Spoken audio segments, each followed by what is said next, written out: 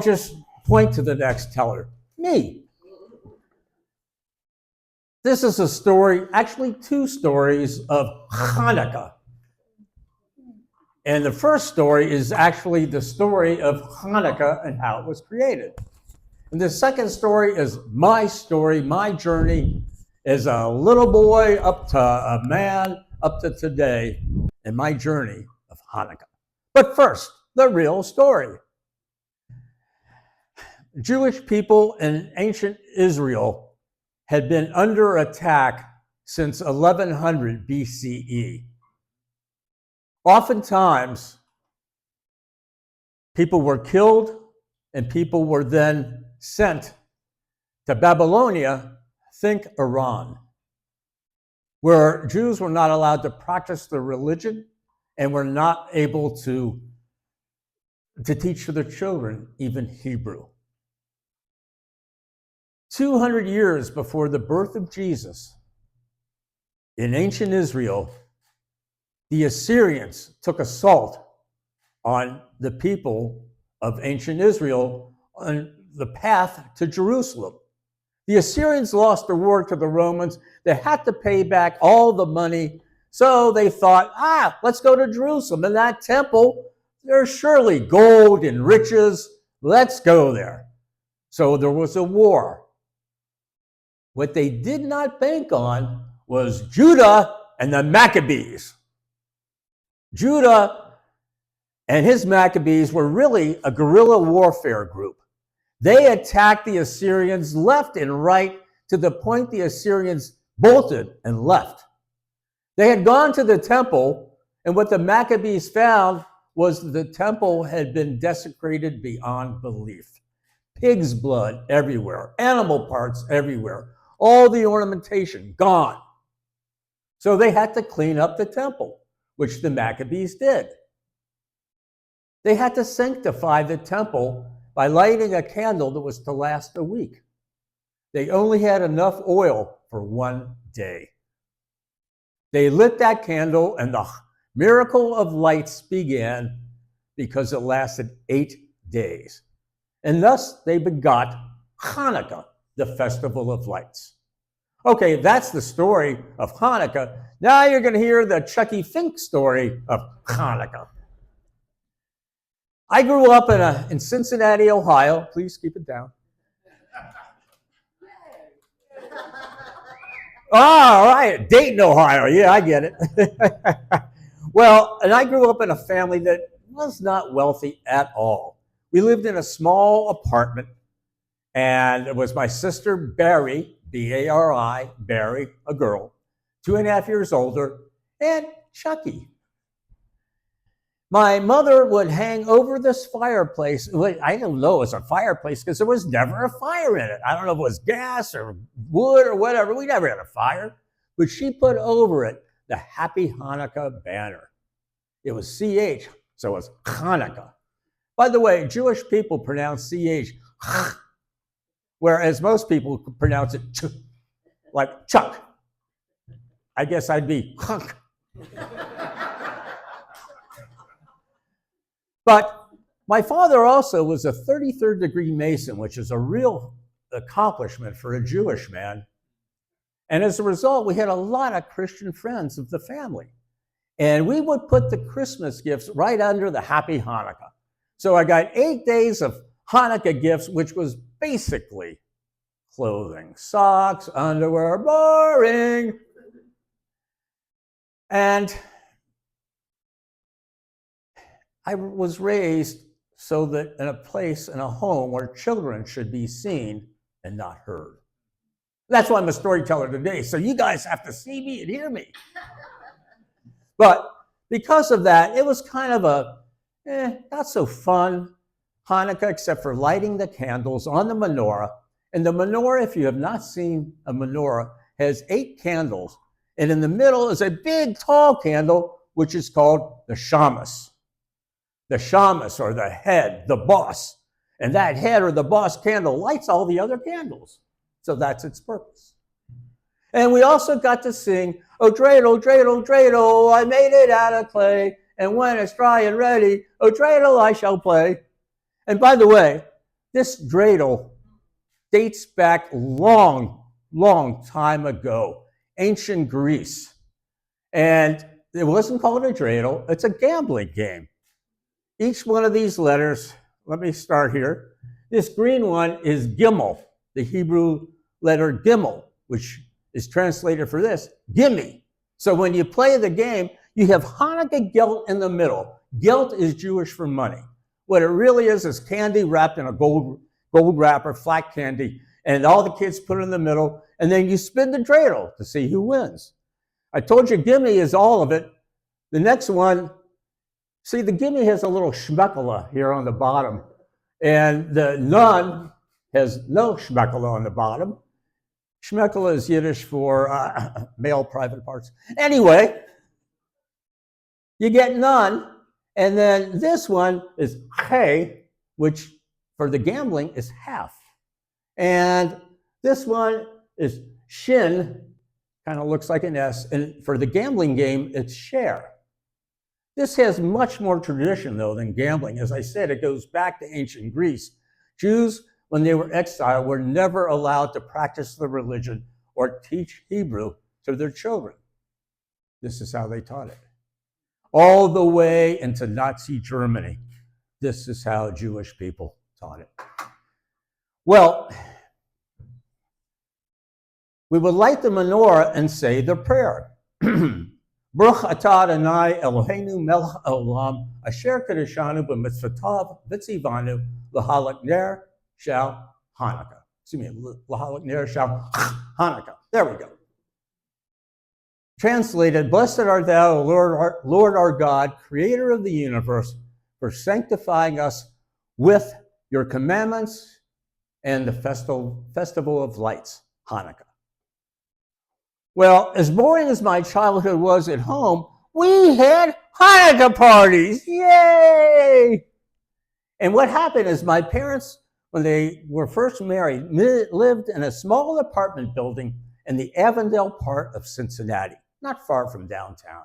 And there were two other families that also had kids that lived there. So the three families would rotate Hanukkah parties, and it was a ball because I was the youngest. Yay!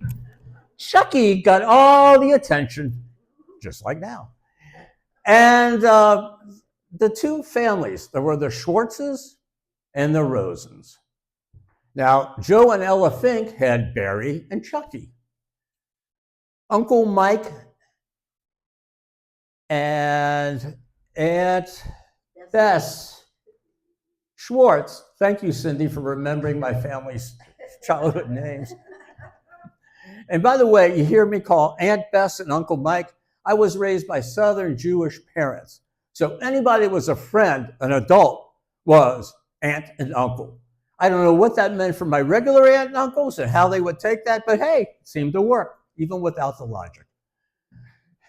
Well, Aunt Bess and Uncle Mike had two daughters, Mary Lee and Julie.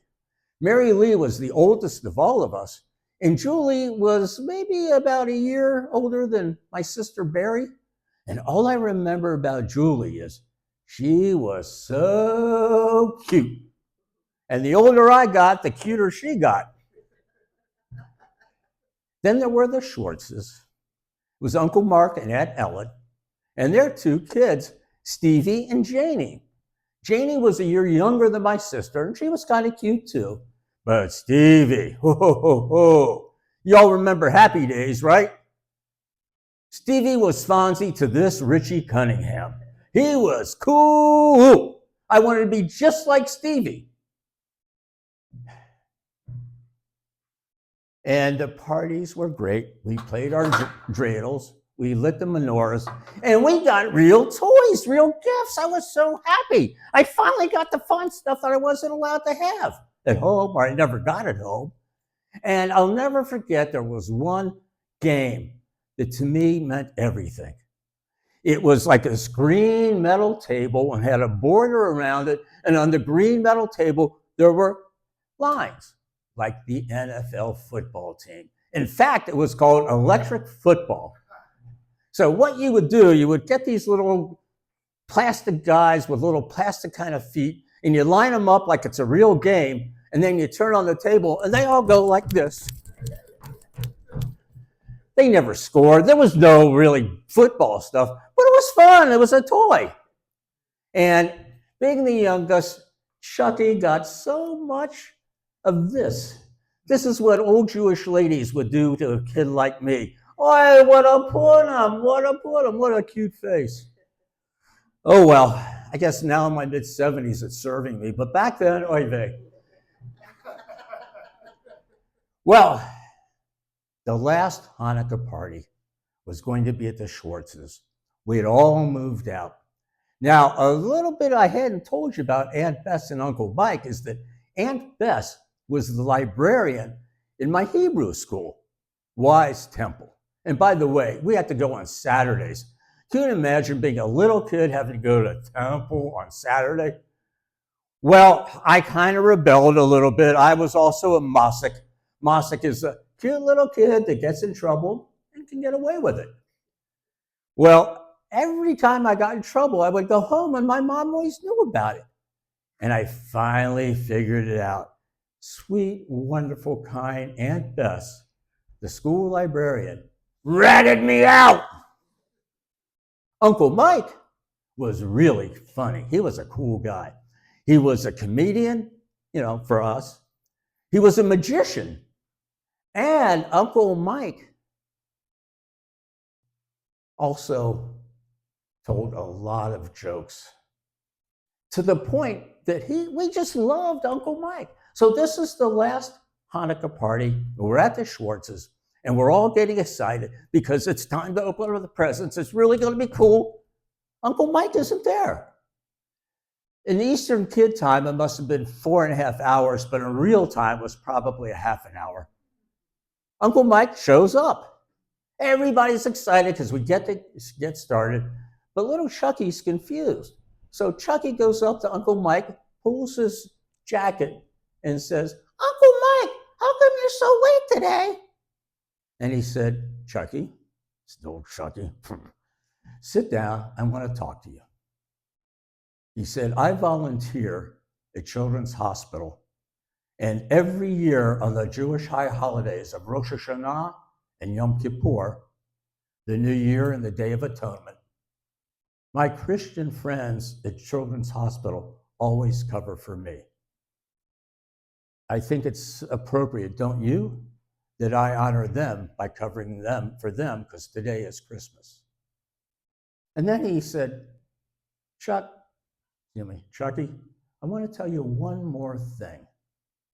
He said, "We're all the same. Oh, we may have different religions and different races from different countries, but we are all one people. We are the human race." That was the best Hanukkah gift I had ever received. Until one you find out at the very end. Well, I grew up. No, I didn't grow up. I'm still working on that. I matured. No, I didn't mature either. I'm still working on that. Okay, I got older. And I got married to the most wonderful person in this room by my standards, Cindy. And we have 2 sons. When they were little, by the way, they're not little now. Drew was 41. He's an IT guy in Cincinnati still.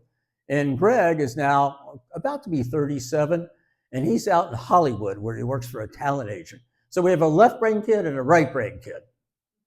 And we have a left brain mother and a right brain father.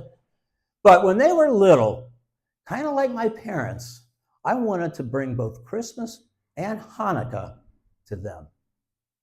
So on Hanukkah, we would light the candles and say, "Baruch atah Adonai Eloheinu melech haolam asher gadashanu b'mitzvotav v'tzivanu l'halak ner shel Hanukkah."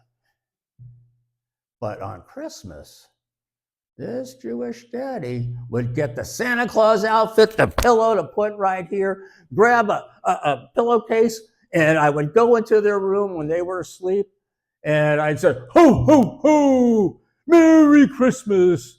Oy vey, my back is killing me. I'm schlepping these toys all over. Oy, it's so hard. But they still thought it was Daddy, or Santa Claus. They didn't know it was Daddy. And as time went on, we also wanted to introduce them to a spiritual community. I'm what you might call a secular Jew. I really don't practice all the religious things that I probably should. And Cindy is both half Catholic, half Christian, and a total almost non-believer. So we decided to show our sons a little spiritual community at a UU church in Cincinnati. Now, that was really cool for me, because as the Jewish guy, I got to teach all the kids the story of Hanukkah. But we had to start with the correct pronunciation of the word Hanukkah. Do you all know what a hocker is? Okay, a hocker is, and then you spit it out. So I would teach these kids how to say Hanukkah, Hanukkah.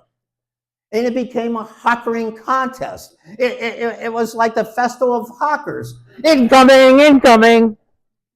But it was fun. Well, Drew and Greg have grown up, like I said. Greg's out in Hollywood, Drew's in Cincinnati. And Drew and his wife, Andrea, have blessed us with two wonderful grandkids. Sammy is now 4.5. Louise is 7, and at the end of this month will be 8. Every year, just like Drew did, they light the menorah.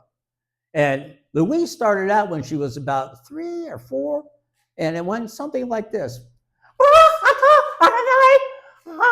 Daddy, could you say the rest? I don't know how to say it. Well, then Louise has matured to the point now where she can say the whole prayer. Louise last year was in her first grade Montessori class in Cincinnati. And I'm very proud. That was the first public Montessori school in the country, founded by a classmate of mine from Woodward High School. Well, Louise is in the first grade, and her teacher says, for this month, for December, I want to assign to you all a project. It's going to be a visual presentation. You're going to be doing the artwork. I'm going to give you prompts, and you will answer the prompts through your art. You will draw the answers. You can choose between 1 of 3 holidays: Christmas, Kwanzaa, and Hanukkah. Well, Louise, and she lit the candles, definitely went for Hanukkah. And I have to tell you, this little girl was amazing. She is 6 years old at this time. Louise was guided by her parents for the research, but she did all of the basic research herself. So much so, this was a visual presentation where they were to draw their answers. And one of the prompts was, name the continents or draw the continents on which Jewish people live. Louise dug into it and found that there were Jewish people living in Antarctica. And on her drawing are all 7 continents, including Antarctica. And Louise is such a good artist, unlike her grandfather, Poppy. She can draw within the lines. Well, she finished her presentation. She completely wowed her teacher, who, by the way, is Jewish and had no idea that there were Jews in Antarctica. So Louise was teaching her first grade teacher. She got, I don't know if they give A's or gold stars or shoot fireworks, but Louise got as good as you can get in terms of grades. The next day, Drew calls us on a video call with Louise. Well, before we get into the details of that call, Cindy and Poppy and Mima, Cindy's Mima, are playing with Louise and Drew. We're having a good time. We're cutting up. We're just getting really a lot of fun. And then Drew says to Louise, Louise, why don't you tell Mima and Poppy, or why don't you give them your presentation? Louise gets as serious as an Orthodox rabbi. And then she gives her presentation. Now, to say that Mima and Poppy were through the roof, inappropriate. We were 2 side-by-side Mount Vesuviuses. But instead of fire and lava, we came out joy and love, and yeah, a few tears. At the very, very end of that call, right before we hung up, Louise gets really close to the phone, to the camera. leans in and says, Mima and Poppy, I love you. That actually was the best Christmas gift ever. Folks, it's been a journey of Hanukkah for Jewish people and for me. But from Uncle Mike to my family, the Festival of Lights is now the Festival of Love. Thank you.